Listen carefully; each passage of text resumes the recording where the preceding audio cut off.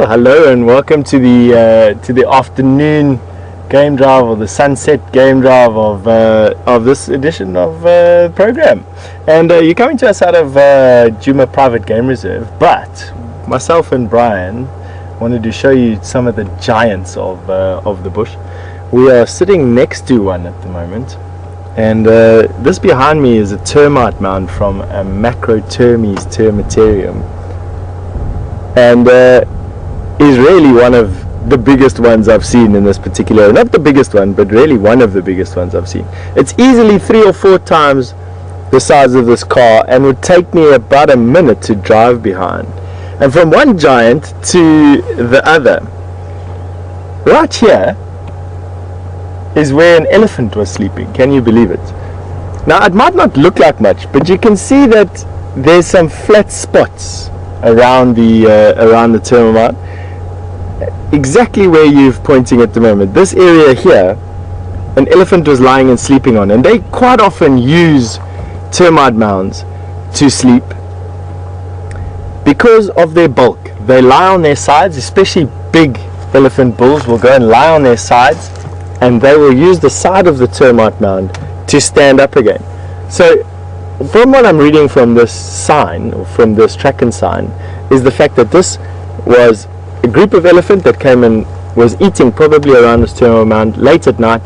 During the night they came and lay down on the side of the termite mound, fell asleep, and when they woke up they move off. An elephant will sleep around about, depending on the time of the year, this time of the year they're sleeping around about 4 hours to no hours a day. So by no hours I mean that they'll be hungry enough in some areas of the Kruger National Park to actually eat 24 hours a day, taking some snoozes through it. But so that was what we wanted to show you. Myself and Brian, for those of you who don't know who I am, I'm Stefan, and we've decided to come out and show you this termite mound today. We were driving down the road and just thought it was a fantastic thing to show you. But the elephant was a surprise, to be quite honest. What I really wanted to show you lies on the other side of this termite mound, and we're going to drive there now, and I'll show you. So bear with me while I get back in the car and we start up everything again.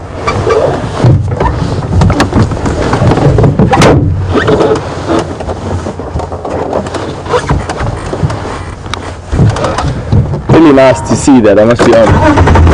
Not every day that you get to see a bunch of elephant lay down next to the termite mound. And it looks to be like more than one that was lying down here. I can see tracks of at least 3 elephant that were lying here. Let me come and show you what's on the other side of this termite mound. You can see how big it is. Have a look at this going up and up and up.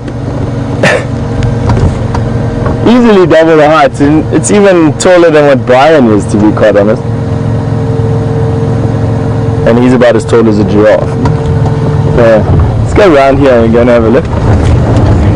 There is the home of, I don't quite know what it is. I have to go and track. It looks like warthog. I can see from their tracks over here. Might be a bit of an issue trying to get in here.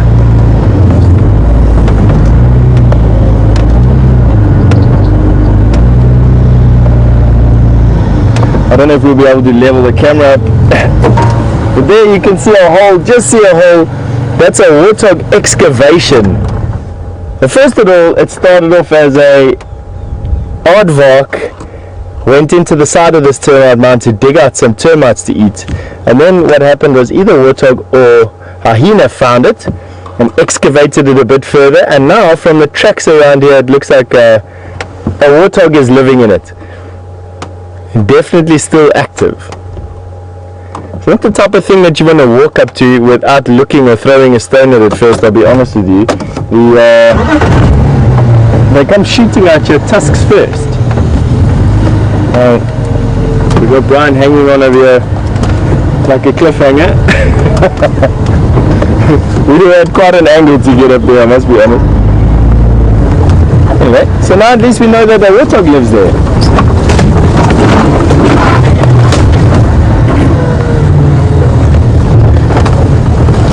It's been quite a hot afternoon. At the moment it's about 28 degrees centigrade, or about 83 degrees Fahrenheit, and it's been another one of those sort of windy, sort of blustery, but one of those white hot afternoons where it feels like you're walking around with your eyes crunched up like this for the whole afternoon. There's a sort of haziness to the air, this sort of pre-summer haziness that occurs this time of the year. It's just a lot of dust kicked up by the wind into the atmosphere. There's a lot of fires.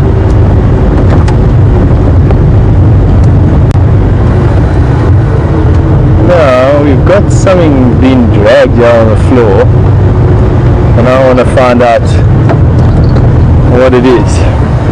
It's probably just a stick that a vehicle has picked up, yeah. Just a stick that a vehicle has picked up, rather than a prey item that was dragged at the feet of something.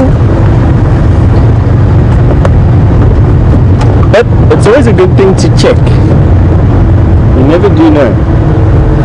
Well, now, what to these intersections that we do, to stop and look for trucks at intersections is a good idea. Not forgetting that where we've put these roads are sometimes where there are the highest concentration. Now look at all these impala. Oh, look at a wildebeest. Awesome. A lot of animals here actually. Funny enough, today I've seen a lot of animals on the crests of hills. A lot. I've seen buffalo, elephant, impala now, and wildebeest on the crests of these hills. We're going to see if we can get closer to this wildebeest to show you. They're not very common, the blue wildebeest, and the zebra as well, but they're a little bit too far away to show you.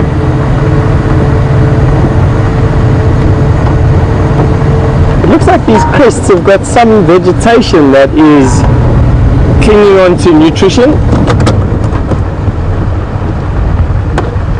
and that's what's attracting all these animals. That you're having a look at over there is a brindled gnu, or the blue wildebeest. That's a bull. Of course, he's going to hide himself behind those bushes. That's exactly what they must do. This time of the year, the bulls don't have territories.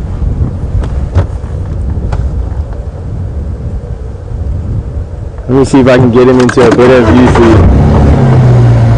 There you can just see him going. Have a look for the brindles on the side of his coat. They're the vertical darker stripes on his rump. As soon as we get into a better area, let me see if I can get him over here as he crosses the road.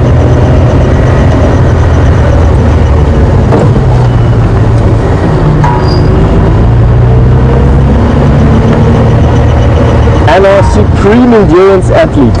Not exactly the same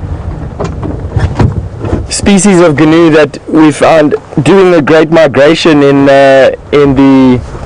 Tanzania and in Kenya, between the Serengeti National Park and the Masai Mara. That is the white-throated gnu, a subspecies of this one. This is the blue or brindled gnu, and is the largest of all the wildebeests, all the wildebeest animals that we find. He would probably weigh in the region of about 250 kilograms.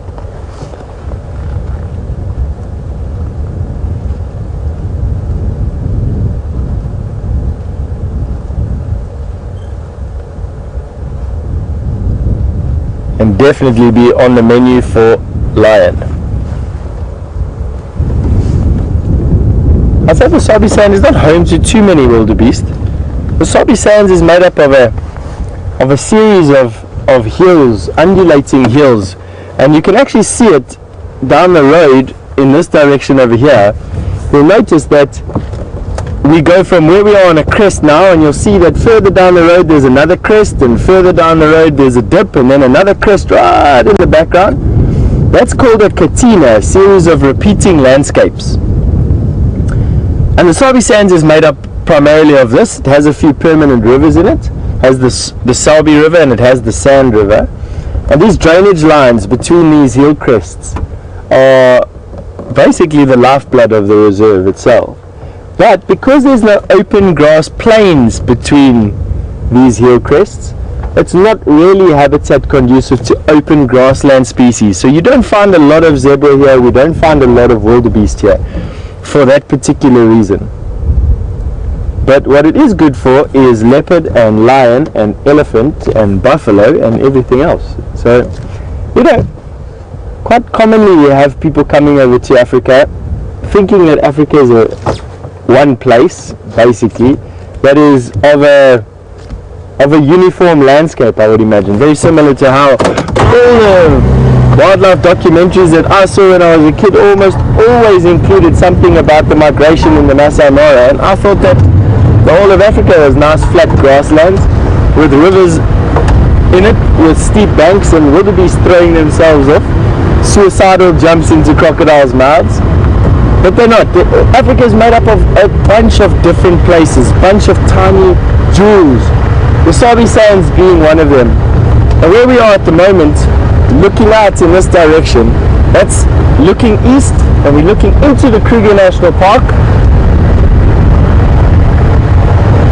And about 80 kilometers away is the border with Mozambique. And then another 80 kilometers from there is the Indian Ocean. We're about halfway up the Kruger National Park at the moment. We've got about 200 kilometers north of us and another 200 kilometers south of us as well. Quite a big park.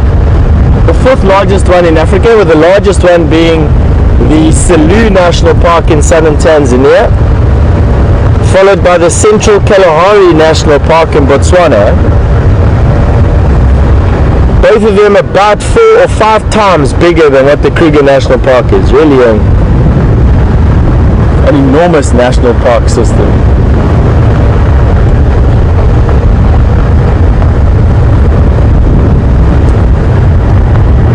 I must say, the glare that's coming off of this white sand, this granitic sand that makes up this portion of the reserve, is quite intense today. Definitely not taking away from the wrinkles I'm developing, that's for sure.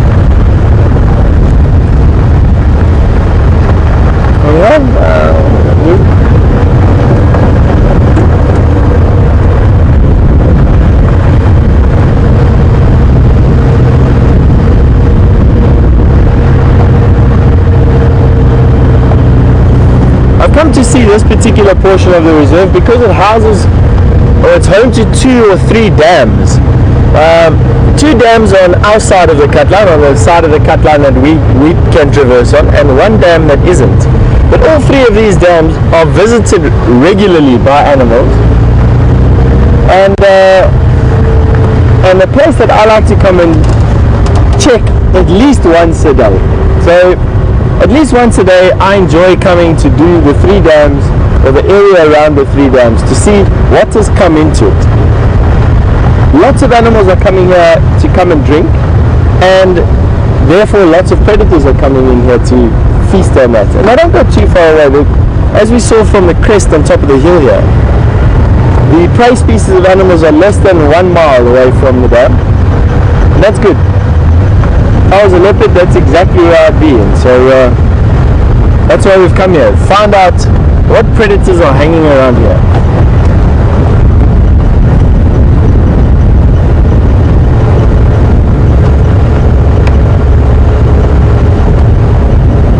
Alright.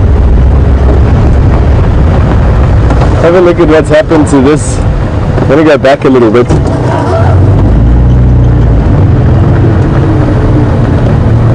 An elephant is completely shredded that acacia, but instead of pulling off the bark, has chewed on it at elephant height.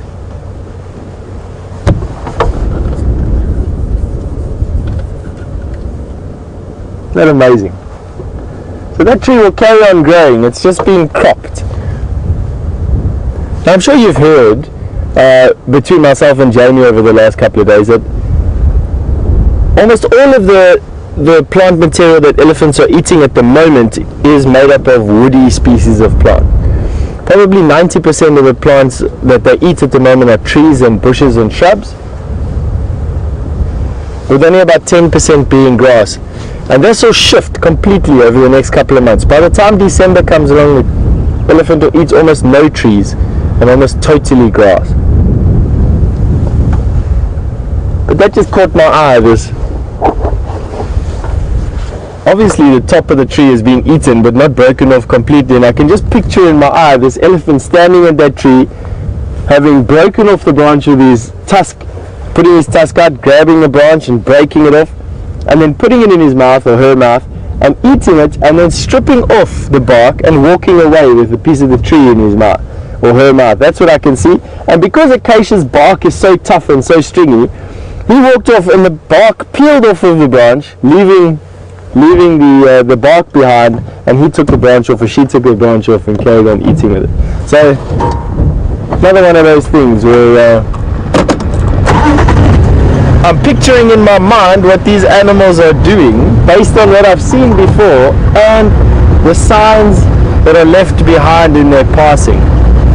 But talking about that, Jamie is in Arethusa and seeing if she can have more luck at finding whatever it was we missed there today, which I'm sure was considerable. And we're going to be sending you through to Jamie for an update on what she's up to. We'll be catching up with you in a bit.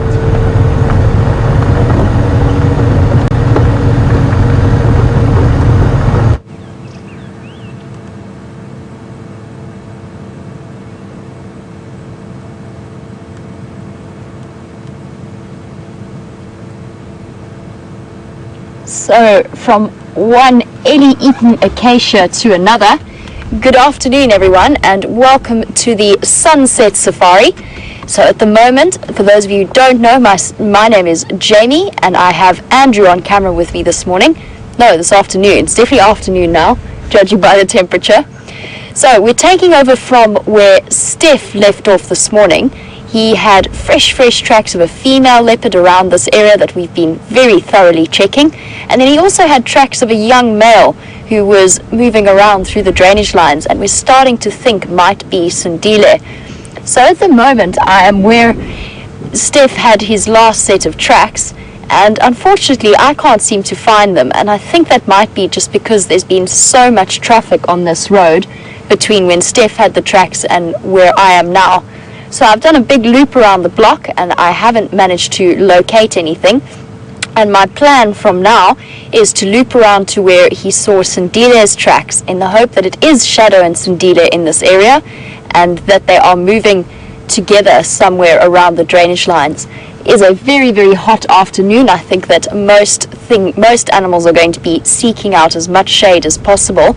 I did also hear that the Nkuhumas were somewhere around the Arethusa airstrip, which is just to the south of me, and if they are around there and they are hunting the buffalo as they were reported to be, then we will be heading off in that direction as well, just to see what we can find. But for now I'm going to keep driving and see if we can locate these mysterious leopards that have been escaping both Steph and myself for the last few days.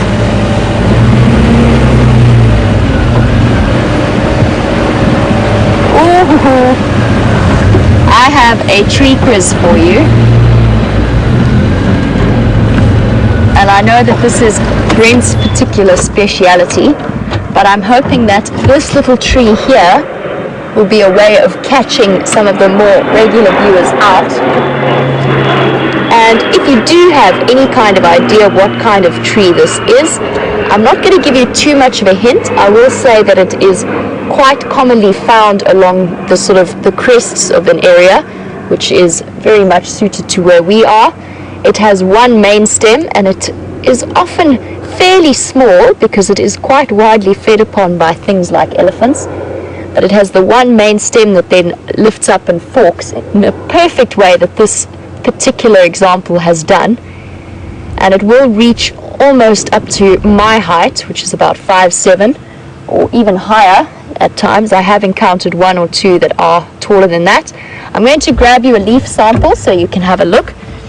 And I want to see if you can tell us which tree this is. Let me just get you a leaf sample because I do think it's a little bit unfair otherwise. I will tell you that the diagnostic part of the plant, the one thing that it gets its name from, which is the flowers, are not visible at the moment. So it really is quite a sneaky question.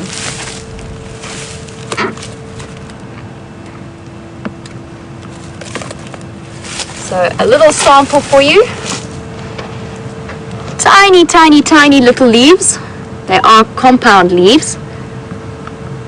Very, very small. And the branches are slightly furry. This is a very good example.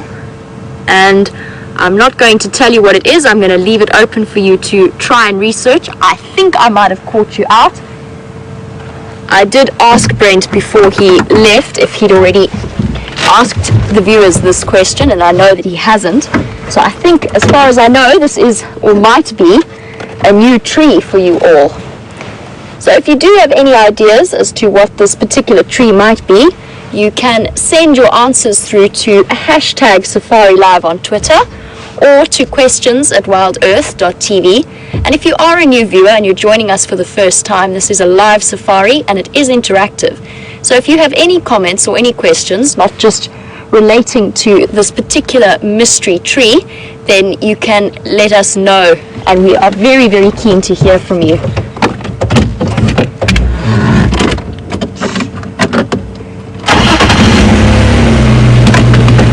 And whilst I continue my tracking mission, Steph has some running warthogs to show you, so we will be back with you a bit later.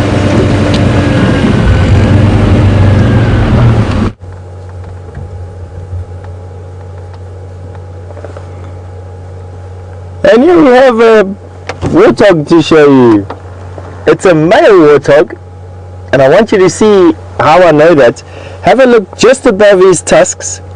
You'll notice a slight wart-like projection on his tusks, just above his tusks, and then behind his eyes they have another wart-like projection. Males have 2, females have 1. There they go. Have a look at that tail up in the air. Now, my tracker once told me an interesting story about why warthogs have or run with their tails up in the air. He said that because a warthog was made on a Friday, the creator hadn't ordered enough skin for the week, and there wasn't enough skin left for the warthogs. So he had to stretch the skin really tightly over the warthog, and this meant that he had a little bit too little skin, or his skin's a little bit too tight. And when the warthog stops and looks around, and his eyes are open, the tail is down. But as soon as he has to run through the bush and the grass is slapping him in the face and he has to close his eyes, the skin pulls tight and pulls the tail up. And that's why warthogs always run a little bit with their tail up and then stop and their tail goes down when they're looking around. Then they run a bit with their tail up and then it stops and looks down. I just thought it was such a classic story. It was one of those things that stuck by me for my entire guiding career. When you watch warthogs they do exactly that. So, nice story. We're going to carry on going. That was just a quick thing. Warthog never really stick around for too long.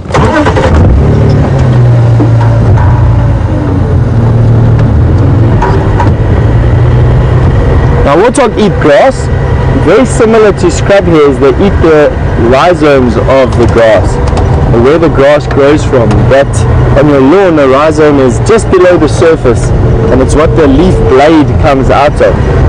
And warthog are really good at snuffling out these rhizomes and eating them. They're also hindgut fermenters, similar to a hippopotamus or a rhinoceros or an elephant, and a zebra in actual fact. Hindgut fermenters, so they can eat a very wide variety of grass species. They're not restricted to just the high protein grasses. And this allows their numbers to actually do quite well. So in a healthy environment, warthogs do incredibly well, and number many warthog, many hundreds of warthog per square kilometer in actual fact in some areas. I do know that those areas don't have predators, and warthog are a favorite of lions, so they also get eaten a lot. All of the female warthog are pregnant. All of the mature female warthog are pregnant at the moment. They will be looking for burrow sites very similar to that burrow that I opened with this afternoon. They'll be having their babies in about October, and bringing them out for the world to see around about December, around about the 1st of December, somewhere around there, we should start seeing our first baby warthogs.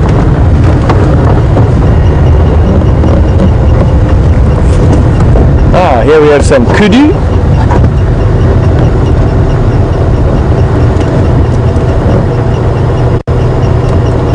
One of my favorite antelope species is the kudu. So young one on the right, the mom on the left. We've got some more here. See if we can just sneak into them.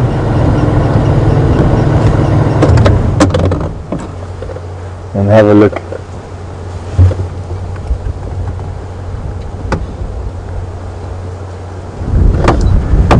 Have a look at those white lips.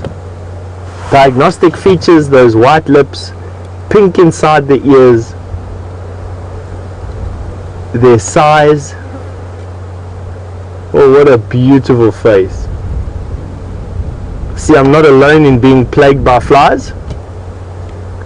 Have a look at that long nose, quite pointy, and that's for getting their faces into the bushes that they eat the leaves from. Those big trumpet-like ears are used for hearing predators. They really rely a lot on their ears. I mean, have a look at the size relationship of it, ears to the head. Reminds me a lot of what I see in the mirror when I have a shave in the morning. Well, I don't shave anymore, but when I'm brushing my teeth in the morning.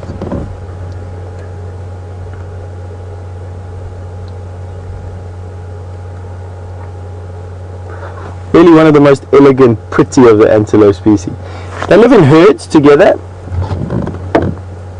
I haven't noticed any hierarchy in the herds, so they don't live in a hierarchical society as far as I can tell, at least. They browse an incredible amount of plants, up to 150 different species of plants these guys browse. They have one baby at a time. Gestation period is about 6 months, a long time, and that's because they do just have one baby at a time, and that baby comes out pretty much capable of functioning and standing and carrying on from birth. Have a look. This time of the year we don't have any of the males, big male kudu, in attendance with these females. Big males are difficult to find this time of the year.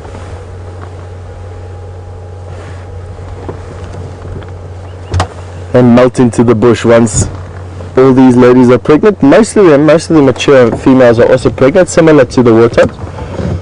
Only they'll be having their babies around January to March rather than in the beginning of the season, and that is because leaf growth really only starts picking up a bit later on in the season, later on in summer, whereas it's different to grass, which grows in the beginning of the season, which grows a bit faster in the beginning of the season. Let's go forward a little bit more and see if we can get a bit of a better view of this young calf.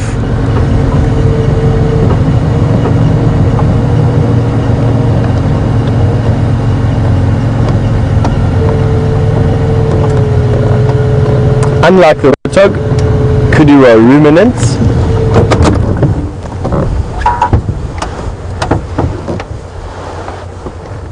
And they are browsers, which means they eat just leaves and twigs. Have a look at this youngster keeping an ear on us. Well, looks like a he in actual fact. Just have a look with my binoculars.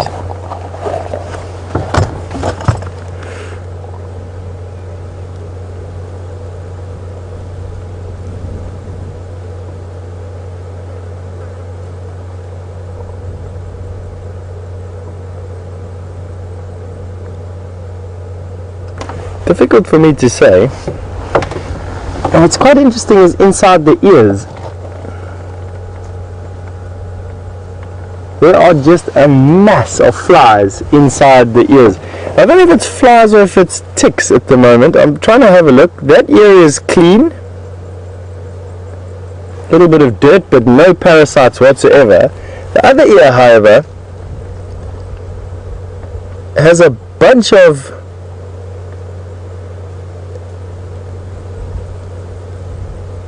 I can see flies buzzing in and out of that ear, but what is absolutely bizarre is how one ear has easily 20 or 30 of these flies and the other one doesn't at all. Have a look at that.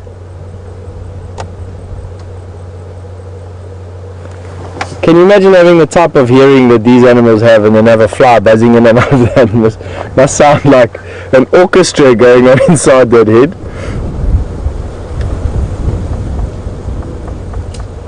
So definitely confirmed as flies. I saw one fly flying out now. So definitely flies and not ticks.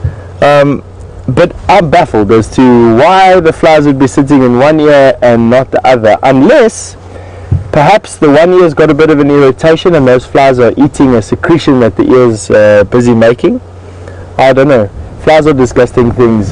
I'm not the best fan of them.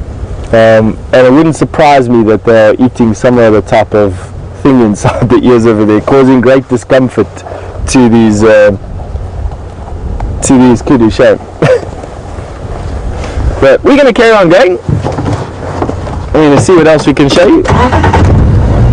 Just going to give a quick update on the radio to our colleagues who have just left on safari. No updates just yet, no update.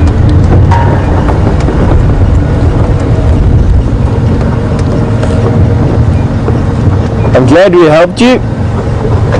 That sudden moving dislodged all the flies. No a favor, which is a good thing.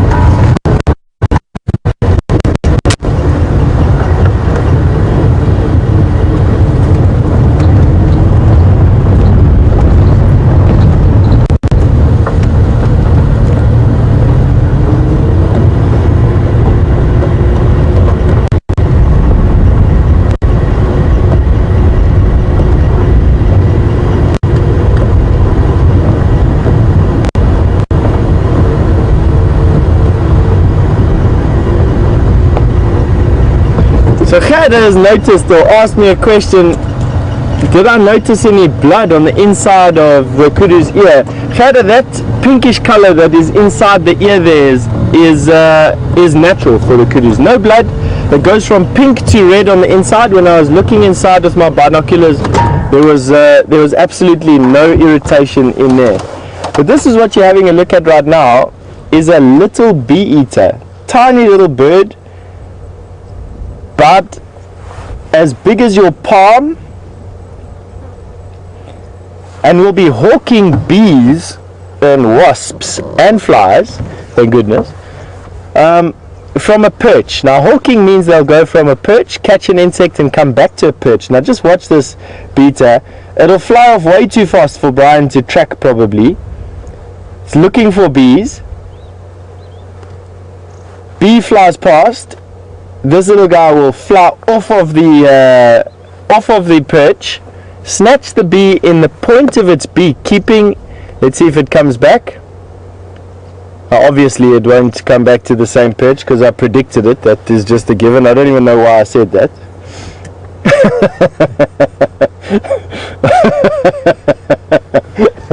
It's crazy. Anyway, as you can see, hitting the bee on the stick. So what you're watching there is the bee eater actually hitting the bee on the stick, which dislodges the sting. The sting then gets wiped off and the bee eater swallows the bee. Now if you can imagine yourself, most bees or most insects are caught by birds in their mouth by the gape. Insects fought back, bees and wasps fought back by getting a sting. That obviously excludes an entire insect group from being eaten until the bee eaters came along, and they're very clever. They thought, well, instead of catching you in my mouth, I'm going to catch you at the tip of my beak, and I'm going to be very agile, and I'm going to bash your sting out on a branch, and then I'm going to swallow you before you can sting me. Let's see if we can get a bit closer. They've got the most unbelievable colors on them.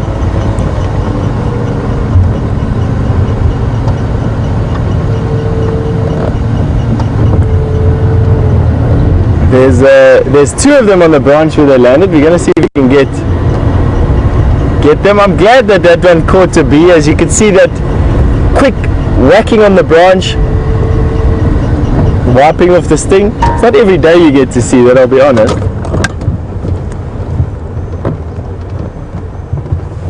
Oh, they are pretty birds.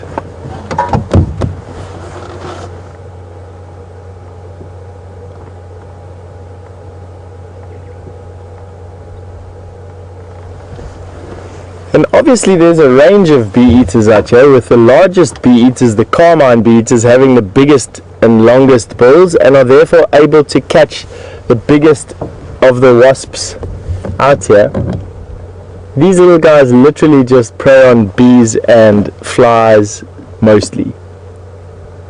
Big flies. Let's see what he does, or she does. Have a look at those colors. While we're waiting for this little guy to catch an insect, Gail in Calgary has asked about warthog babies. What their survival rate is, how many is the average per litter, and do dads play any role in raising them? Well, Gail, warthog babies are interesting. The survival rate is probably around about 20%, 10 to 20%. Not a lot of warthog babies survive in my experience.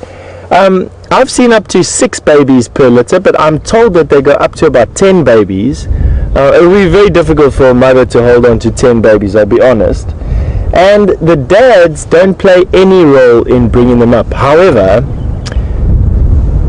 a previous litter made up of males that haven't left mom yet will help in raising the babies. Not in feeding them, but definitely in keeping an eye out for any predators. So in a form of protection.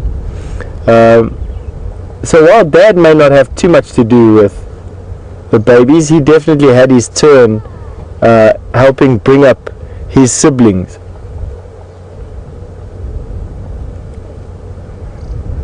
This little bee-eater just scanning still.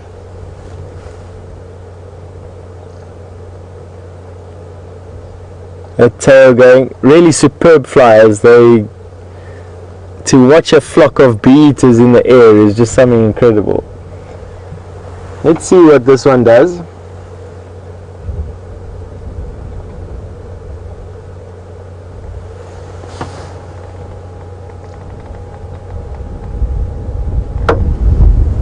Here comes the partner back.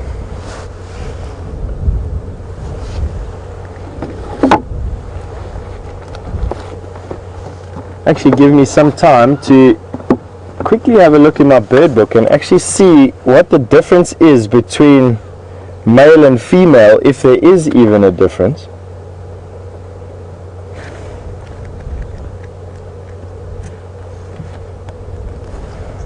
Now let's have a look over here.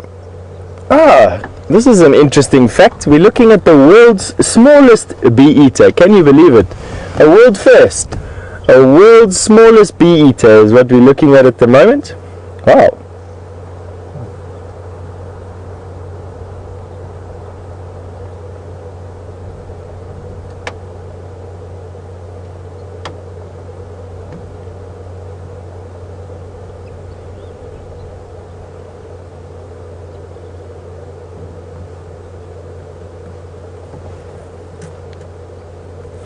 And this is another interesting fact about them, and tying into what we had a look at when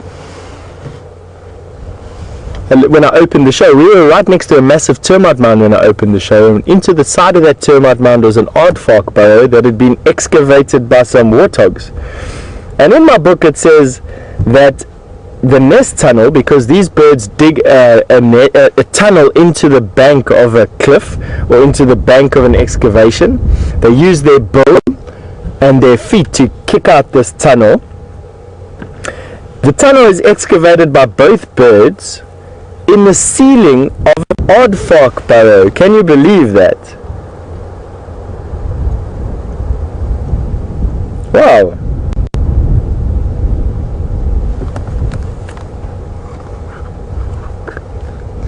So these little guys would go and dig this pair, male and female pair. We definitely know that they're a male and female monogamous pair. We'll go around about this time of the year. There we go, hawked something and came back again. We'll go around about this time of the year to go and excavate a tunnel using their bills and their feet. to go and lay between 2 and 6 white eggs.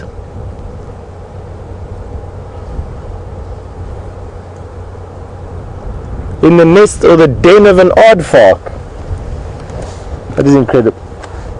And is the world's smallest bee eater. I didn't even know that, to be honest with you, and I've been looking at bee eaters for the last 16 years. Can you imagine? Shows you when you just open up your eyes and you read a bit, hey?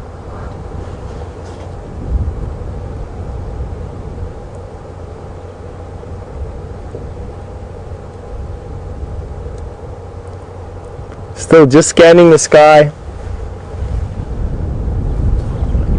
There we go, hawked something, let's see, no, missed it.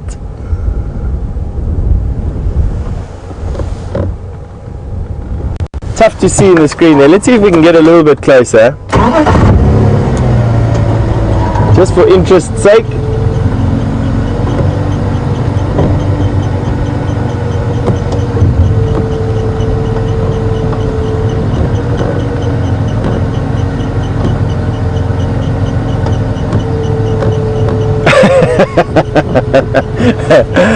I've just had a comment from Mavis, and Mavis, I must say thank you for that. You know, it was such a classic comment there. Mavis has suggested that I open up a little bee eater to sit on my shoulder and hawk all the flies around my face. But while I'm busy laughing at that, please go right ahead to Jamie. I'm sure she's got something exciting to show you. See you in a bit.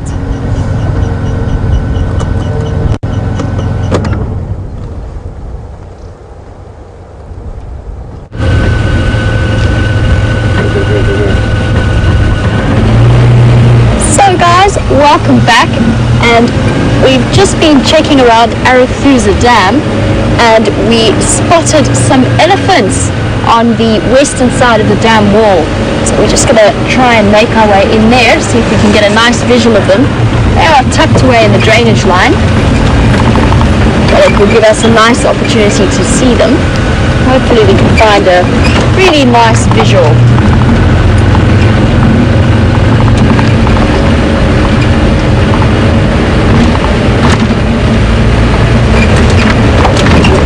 Unfortunately, I did just get an update from some of the guides that the Nkahuma Pride have moved across into Elephant Plains.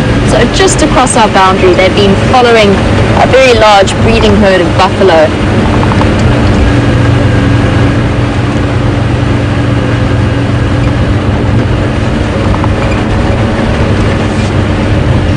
Just waving hello to one of the other guides, Ryan from Arathusa. He was actually with the elephants a moment ago.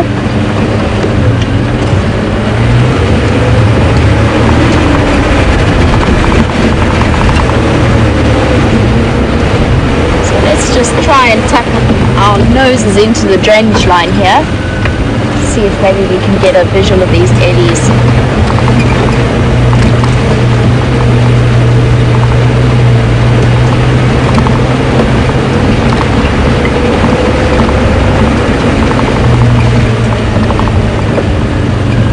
The really cool thing about these short wheel-based vehicles that we drive is that they can get us to a lot of places that the somewhat larger, more cumbersome safari vehicles actually can't. I'm really enjoying being able to use these vehicles. I'm becoming fairly attached to Jigga right now. Been driving it for quite a while.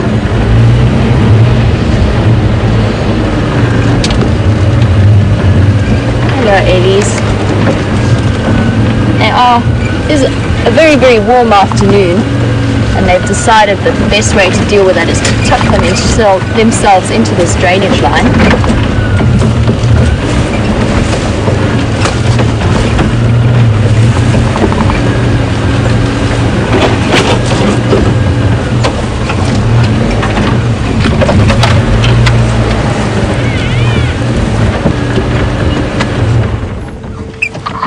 And it took me a moment to work out what was going on there.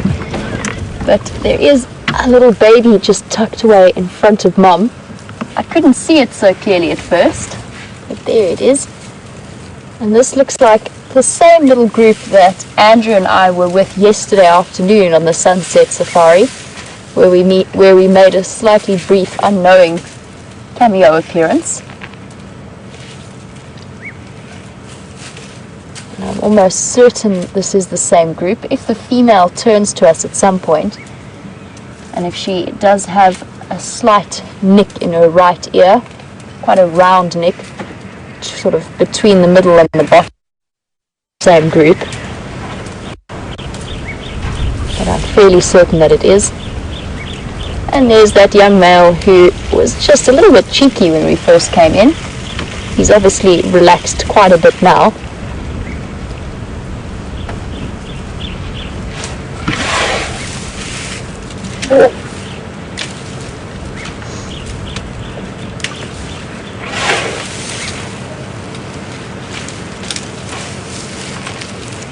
You can see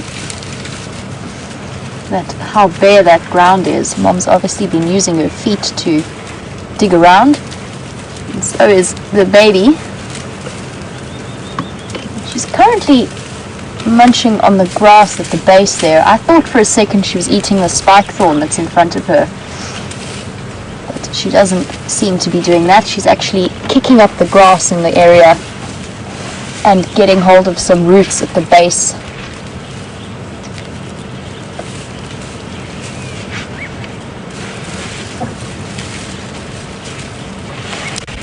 Not sure what it is they're smelling, but it's obviously something quite delicious, because she's very determinedly digging in there.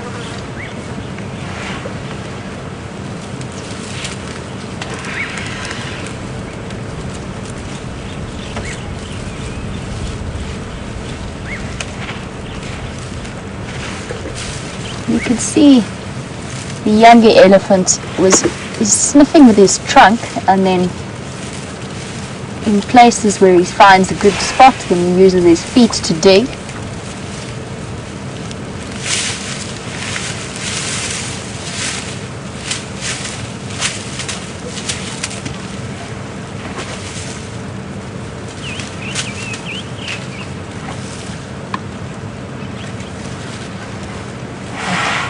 The young male has been picking up and then eating the grass, just getting rid of all of the dust before he puts it in his mouth. I can also hear, rather than see, one off to my left as well, tucked away in the bushes somewhere. So we do have a nice small herd, just enjoying the shade of the afternoon.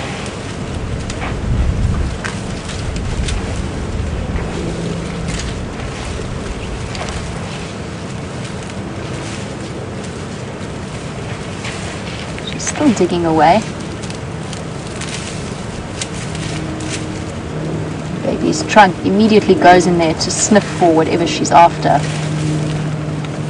Here she's using the back of her heel, those very, very tough feet, to push the dirt away. And then the trunk moves in afterwards to pick up whatever they're after, and that could be after some seeds that are underground or root systems. Some fresh grass there. You can see the nice green color. I'm not sure if she's after those roots there.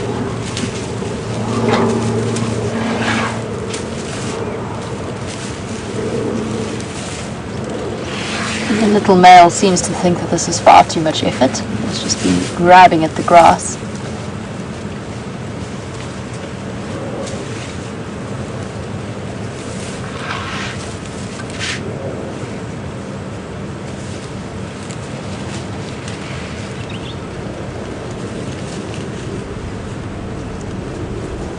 We are right in this drainage line with the spike thorn thicket. So those are the trees that are in front of the elephants there. And they retain that incredible green color. They're one of the few trees around in this area that do retain that green color throughout the year. But in the same, very similar style to Magic Guarri, they are not very palatable. They don't have a very, very high nutrition content. and generally their best use for feeding elephants is to act as a great teething companion. But obviously Mom's decided she'd like to have a go.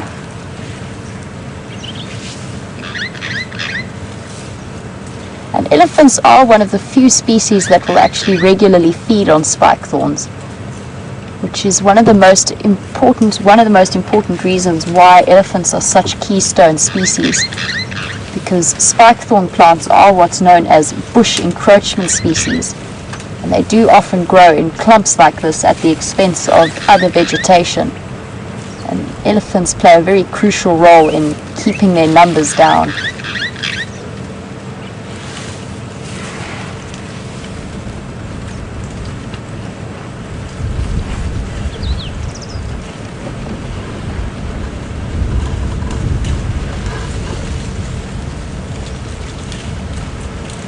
That tiny little tail, that is so important in mood, showing their mood. And here comes the other little one that I could hear. This is definitely the same group of 4 that Andrew and I saw yesterday, just north of this position that we're at. We're just to the west of Arathusa Dam in the drainage line. And this little one has got some serious tusks on him. Quite solid little, really thick, and he's going to be quite a big boy when he's older.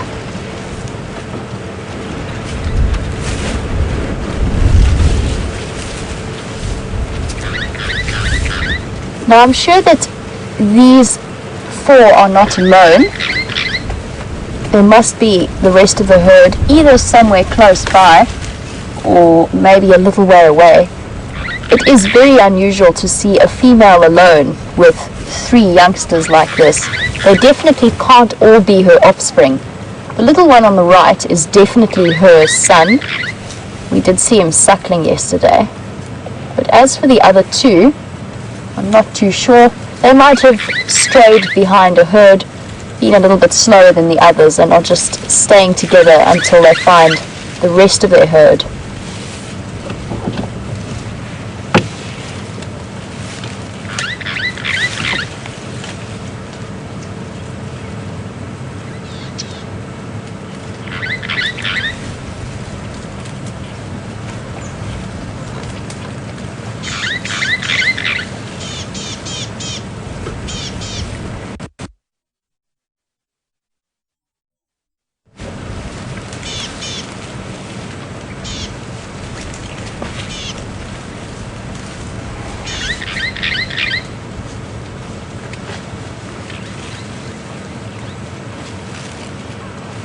So it's great that we actually get to share this herd with you this afternoon.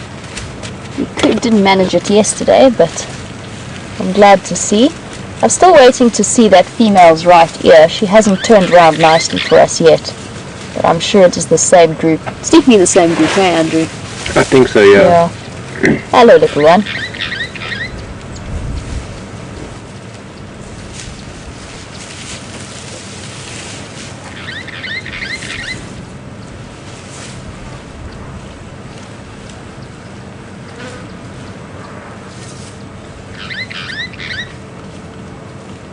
There you can see how close we are to Arathusa Lodge itself, just some of the guest rooms at the back there. And you'll see this very yellow grass that's on the ground. That's actually old thatch from the lodge itself. And they often put it in areas like this when they're replacing the thatch, just to help manage erosion.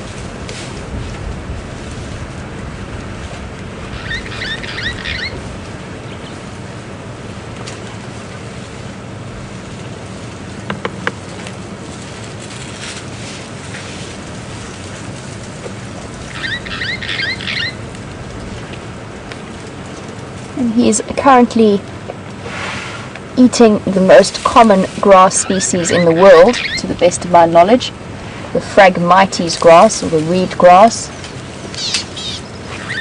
the most widely distributed and found grass species throughout the world. not just in southern Africa. And up to the left of him, we do actually, oh, there's baby still digging.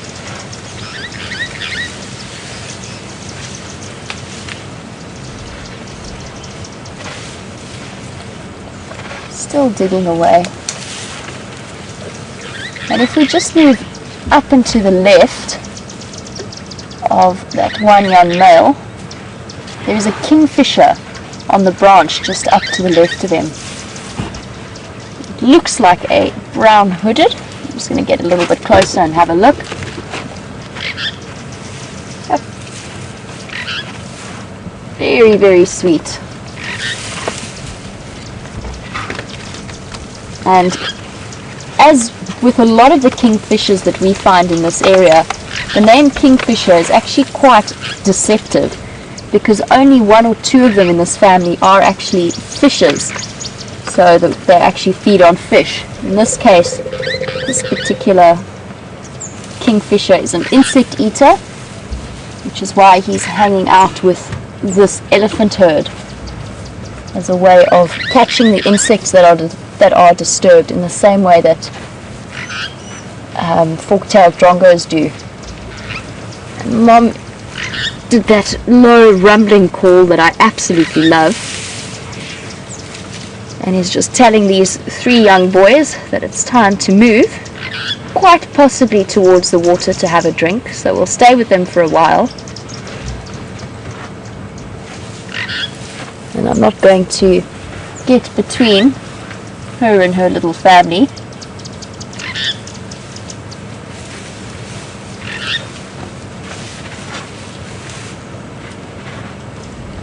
Very interesting little dynamic. It must be fairly hard work for this lone female to have 3 young boys, which is what she's got here.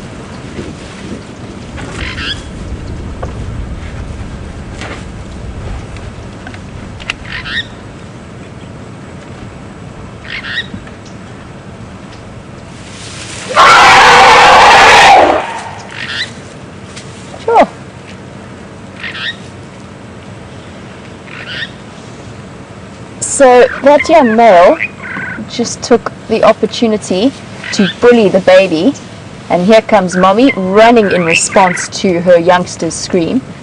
It wasn't me, Mommy. Promise it wasn't me.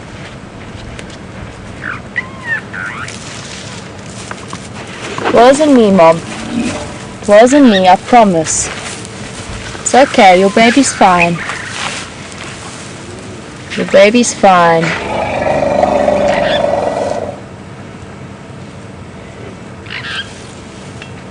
And that little male urinating in a fear response.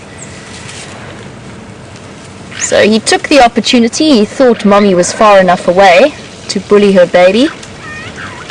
And here you can hear the communication grumbles as Mom just checks up on her youngster, make sure that it's okay.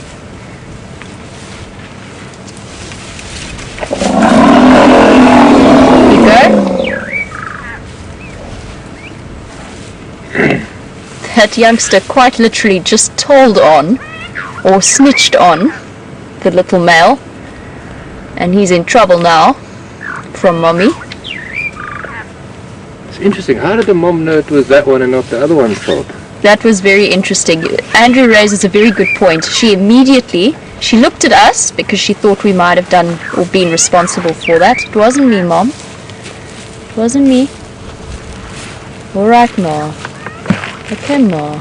It wasn't me, I promise. We had nothing to do with it. I know. That female very clearly knew which young male was responsible for bullying her baby.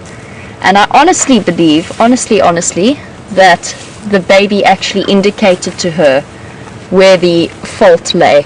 She went straight to her baby, the baby communicated and was obviously not necessarily in the way that we would understand in terms of being verbal. Yeah, Mommy's rumbling. She's just rumbling out her warning.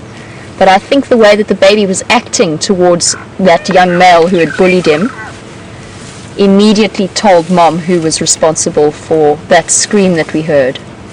So very, very cool interaction there. And it just goes to show how incredibly bright elephants are.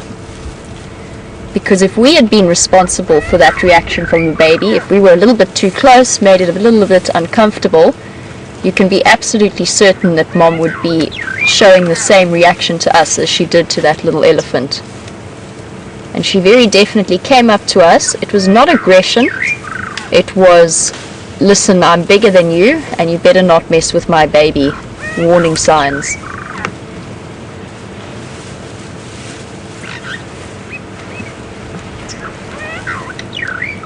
But it is interesting because this little one that we are looking at now is very, very clearly the youngster of this female, and she's quite a young female. She is fully grown, but she's quite young.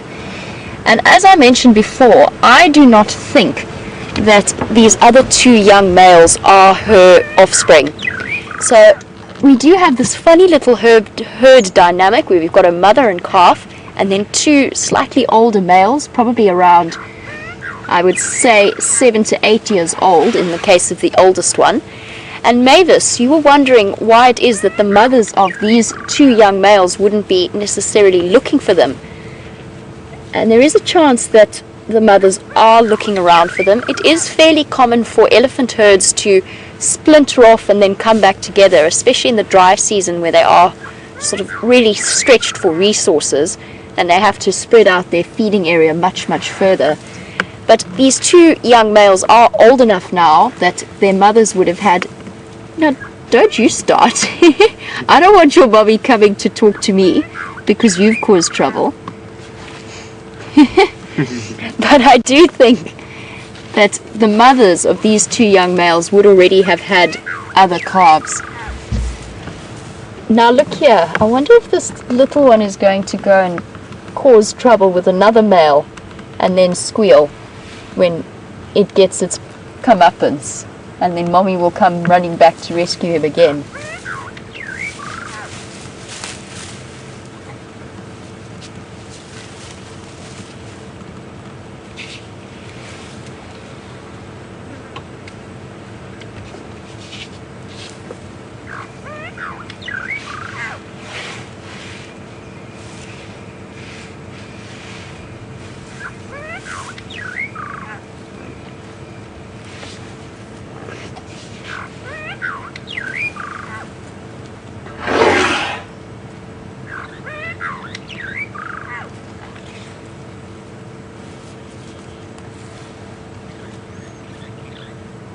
So guys, I'm going to keep a very close eye on this interaction and just see how it develops. I think the three of them have now established boundaries, and that is basically that the little one rules. Yes, hello? Are you coming to say hello? And as is very typical in elephant behavior, when one elephant feels a little bit bullied and a little bit like he lost the dominance battle, they usually do come and try and take it out a little bit on the vehicle to take their chances and see if they can intimidate you in any way. But I think that this little interaction has basically played itself out. The baby has established itself as very well protected and is going to be able to get away with pretty much whatever he likes. So, from one elephant group sighting to another, Steph has an amazing swimming pachyderm in Buffelshoek Dam, and we'll be back with you a little bit later.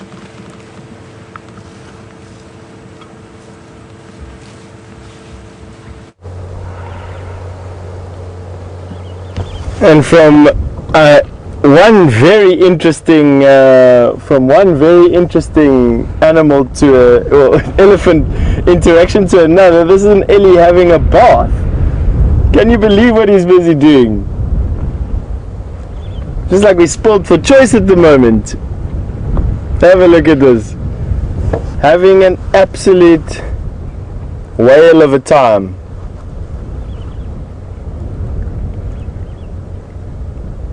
He's actually lying down. It's not that it's that deep. He's actually lying down and rolling over on his side, kicking up some mud.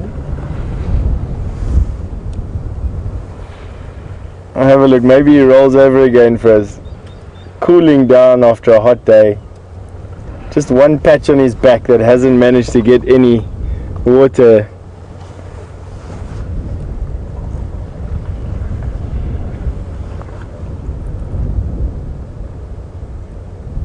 Look at that trunk just sticking out. It's not uncommon for elephants to swim. They're actually quite buoyant. And elephants have been known to swim out into the sea. Not African elephants as much as what I've seen pictures of Indian elephants swimming, but definitely elephants will cross rivers and cross lakes. They don't mind swimming at all.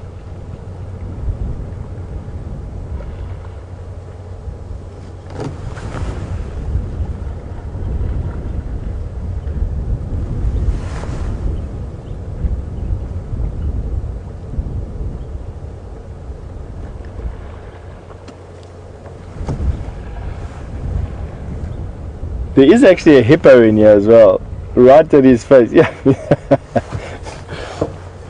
you can almost see the fun they have when they're having a bath, I must say.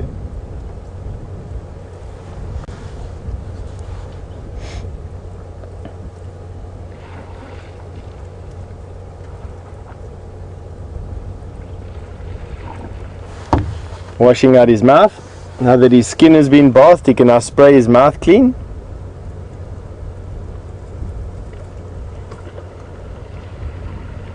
And the hippo is just staying very hidden. Not that the elephant will do anything to the hippo.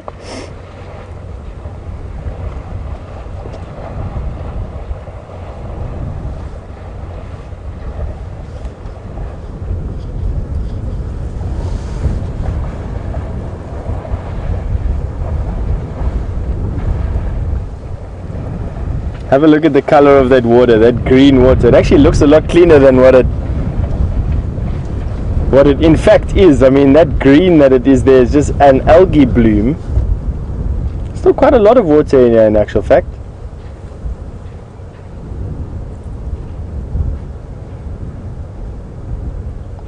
That's at his bath. Very clean elephant at the moment.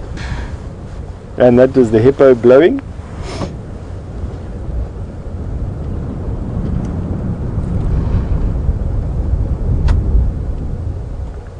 Generally speaking, male elephant become quite playful when they've just had a bath, and let's see if he decides to come and have a game with us.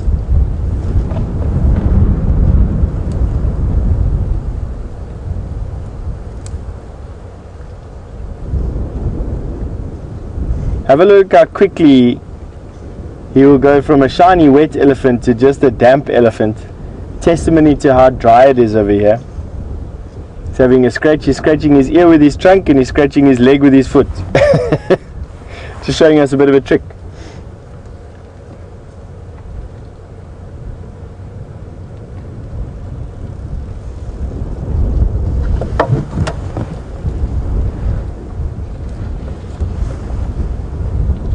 Excuse me, I'm just going to be on the radio quickly. Wrong channel. Have a look at that young Ellie, once again reunited with his herd. What Brian and I didn't tell you is that we've been surrounded by elephants in actual fact. I'm going to be turning the car around a little bit just so that we can see what's happening here again. To do that, I'm going to ask Brian just to have a look at how far we can actually reverse over here.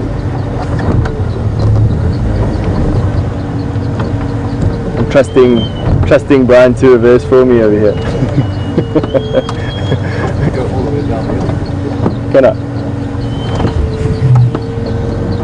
You'll see that the angle is going to change here quite substantially as you start looking into space with us going down the embankment.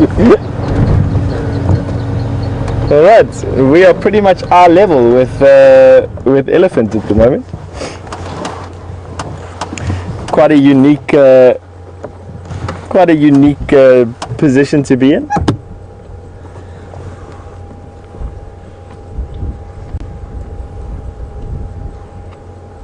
Now we've got some other elephant that have just come out of the bush for a drink as well. Let's see what they do. This is another young male.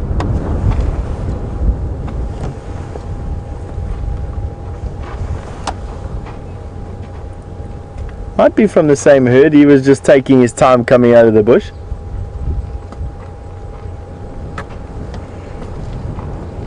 And female in the background there, just getting rid of some of excess wood and water.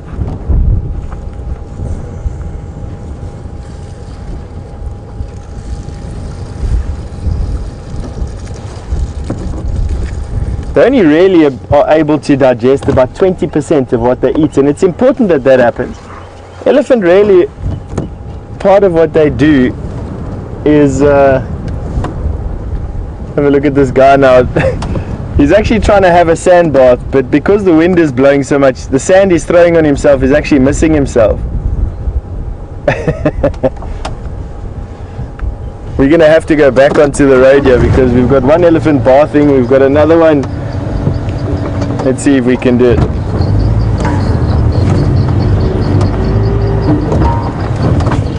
We're surrounded by illies over here. I'm going to just turn the car around a little bit. Bear with me here.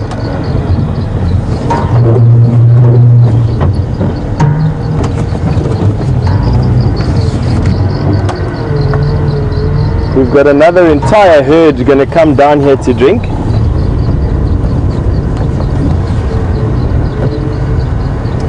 I just want to put us in a position where we can watch everything but without getting in the way.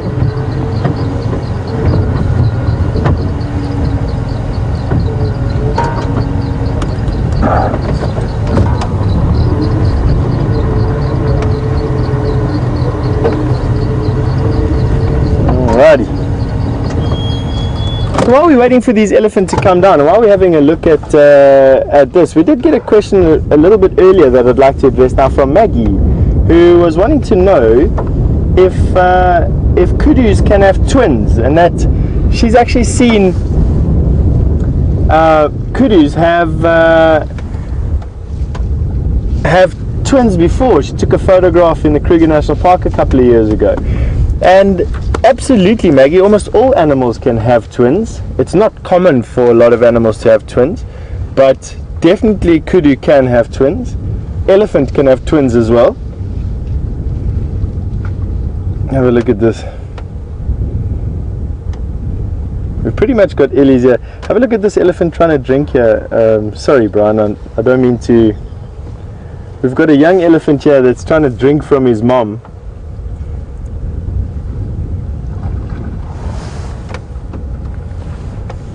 And he wants to drink. Mommy's not letting him. You'll see he'll go for her mammary glands sit between her front legs. Oh, and he's going to try and get in there.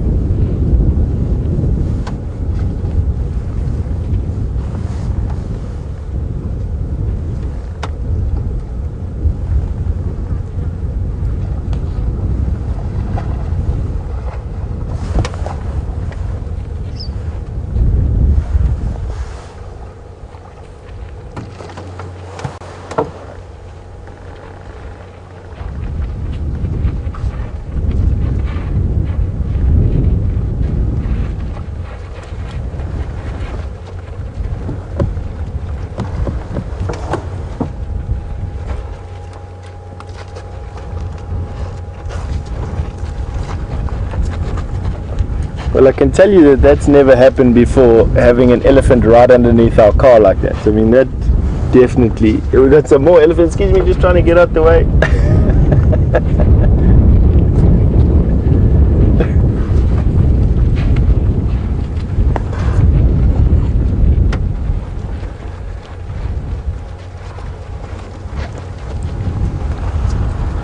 Wow, this is incredible. What an incredible sighting.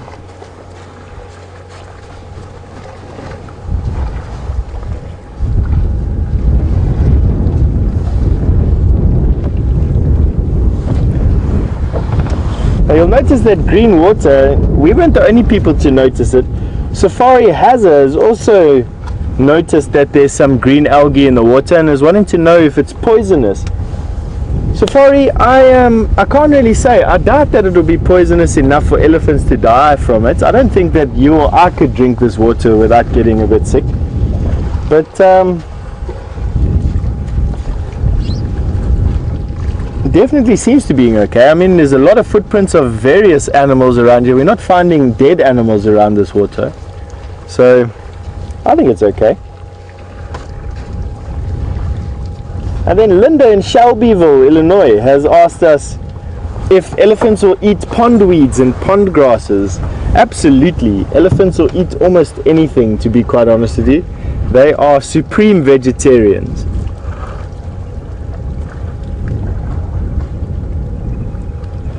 Just have a look at this. Would you like me to move my car? I'm just going to try and turn the car a bit so we can get that horrible aerial out your way. Can I turn your side, huh? How's that? Very good.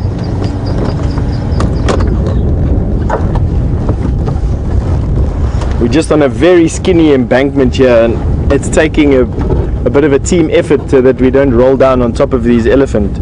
As you noticed from the way these elephants seem to walk right underneath our car.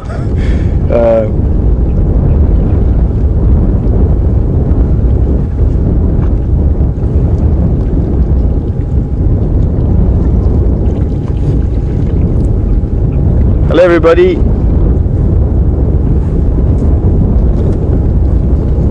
It's just myself and Brian's silhouette on the elephant, using them as a bit of a backdrop. There we go. That's the hand that owns the thumb.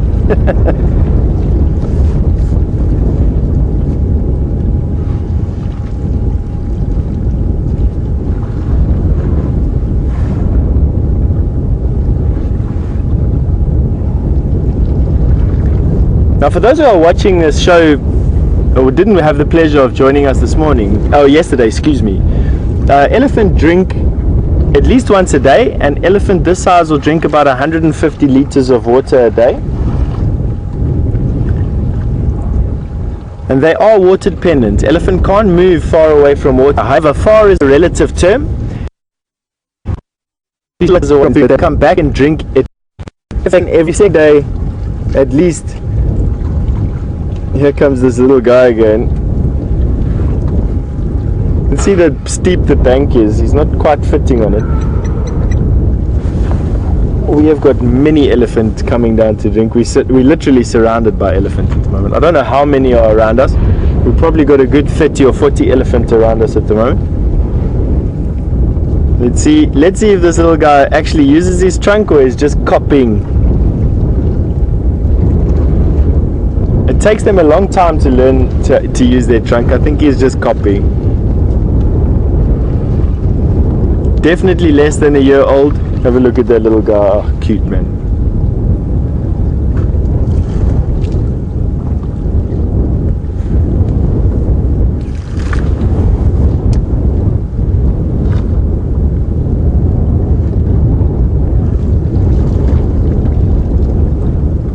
This is really a really wonderful elephant sighting.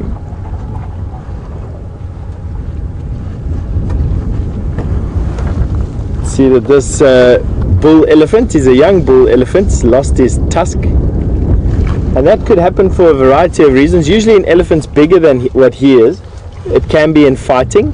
90% of the time though, it is from feeding. He was a little bit too hard on a branch, or a little bit too ambitious on a branch that he was must be sore. I mean, there's a massive nerve inside those tusks.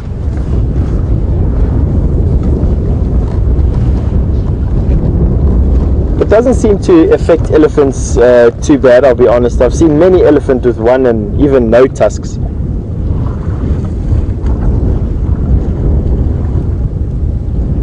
That little Ellie decided to go for a walk with his cousin or his brother. Let's see what he does there. Shouldn't really stray too far from mom. We'll see now how brave he is. Let's see how he goes up there. Looking like he's drunk.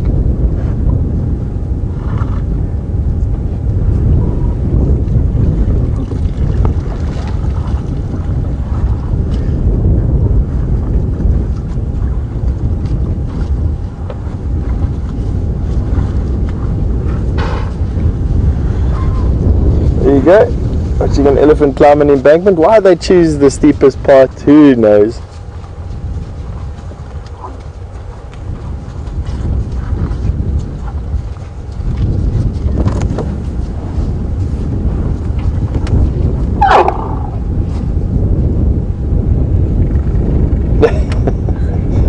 types of noises coming from these ellies at the moment.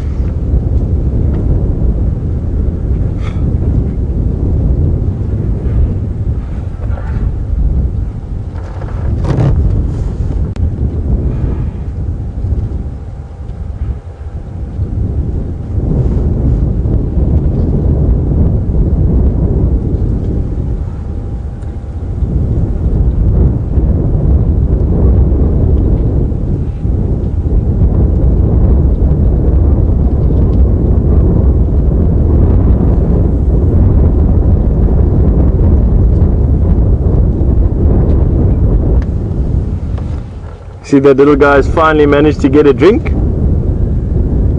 Mom slaked her thirst and now she can attend to the baby's needs. Oh, still not enough.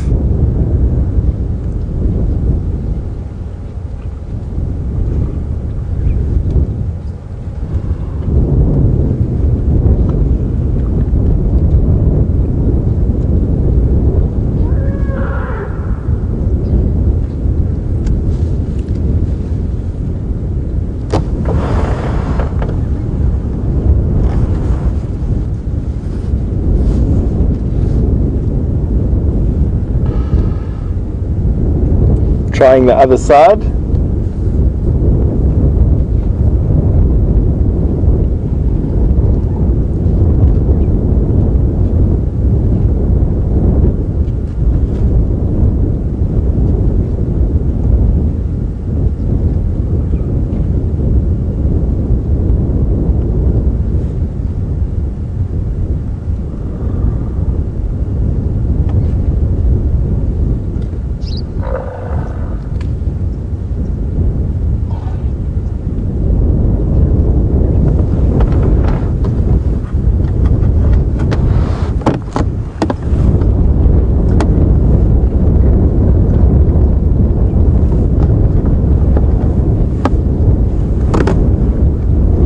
Now they're just busy relaxing next to this water. It's quite funny watching these elephants. It's always tough to say what they're going to do. There's some playfulness going on.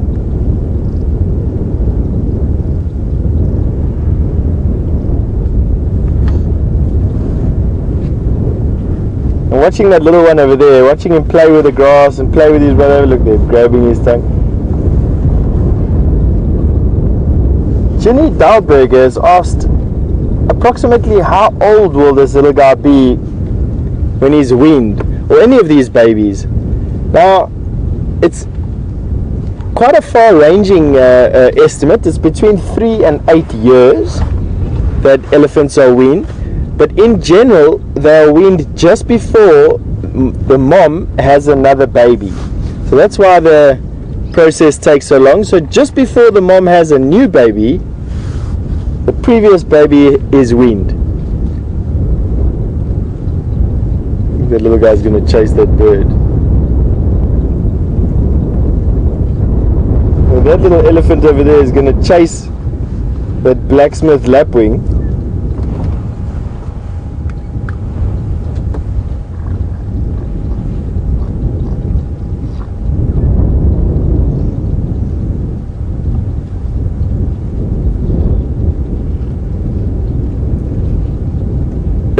Can't leave those birds away. I think it's a 3-banded plover actually. Yeah, exactly. It is a 3-banded plover. I wonder where that little guy's going. He's very brave walking so far away. Oh, no, not that brave. No, he just wants to see what's around the corner.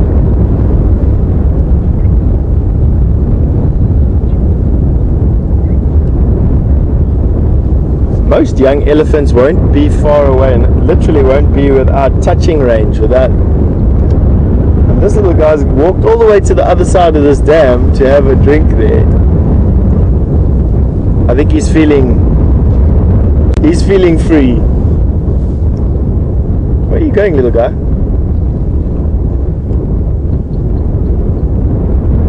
Just showing how independent he can actually be. No, not brave enough to go around the corner.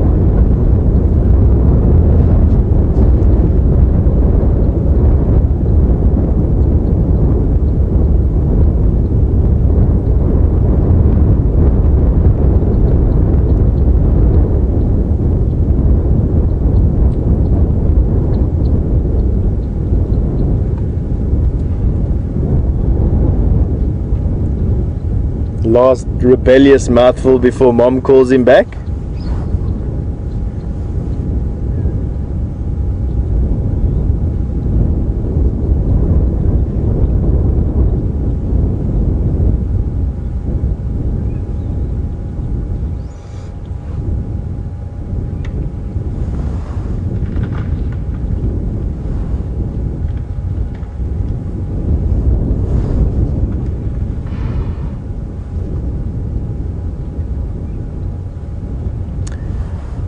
Jill has just asked, looking at these little guys and looking at how much they're enjoying the water, does mom's milk supply dwindle during dry spells? Jill, no. She might, it might go to a point where the milk is reduced, but it'll never stop, not unless the mother really loses condition. And it's one of the things about elephant is they're so adaptable, and they can feed on such a wide variety of vegetation that they actually make fantastic mothers. And you find that elephant babies very rarely die of starvation. It has been known that elephant babies will die of dehydration before they'll die of starvation. And starvation only really becomes a problem once the ellies are a bit older and lose the ability to chew the food that they need to ingest to stay healthy, keep their big bodies healthy.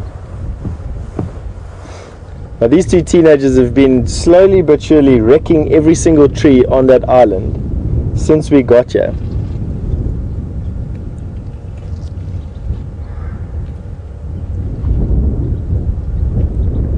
I was waiting for this question to come up, and Lindsay's asked it.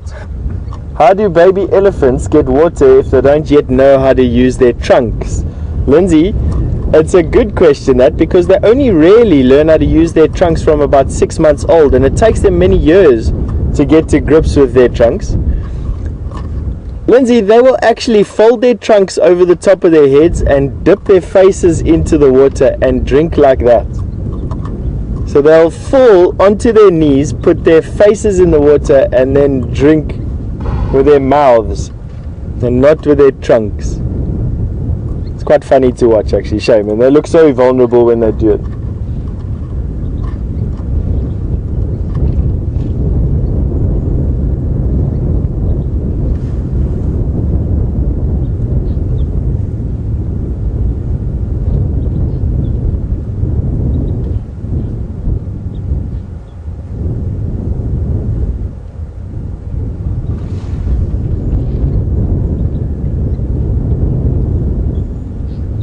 Feeding away this time of the year, feeding anywhere up to 24 hours a day to get enough food into their systems.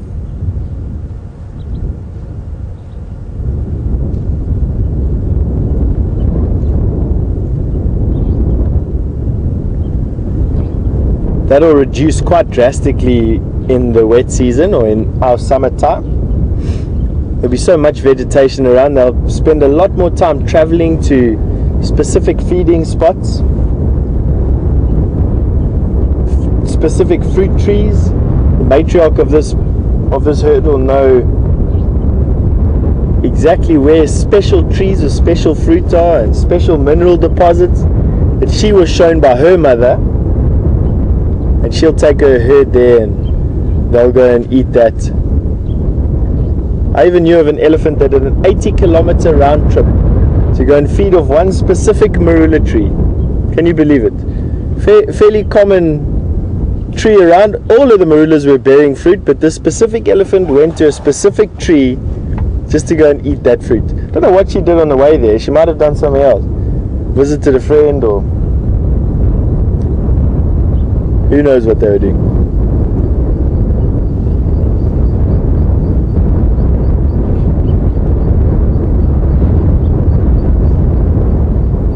The wind has picked up quite considerably at the moment. Looks like it's going to be a blustery evening. It's been quite warm for the day, almost berg windy. And what I mean by that is that we're quite close to the Drakensberg escarpment here, and what happens is if weather is coming off of the plateau, the inland plateau, as it comes off of the Drakensberg, it actually heats up by 1 degree per 100 meters. And quite often this wind that comes off of there feels like it's coming out of a furnace. And today, the wind that's been blowing since early this morning has been this hot, dry wind. And I wouldn't be surprised if it was the herald of a cold front that's coming over, one of the last of the season, and bringing with it some cloud, hopefully. That little guy.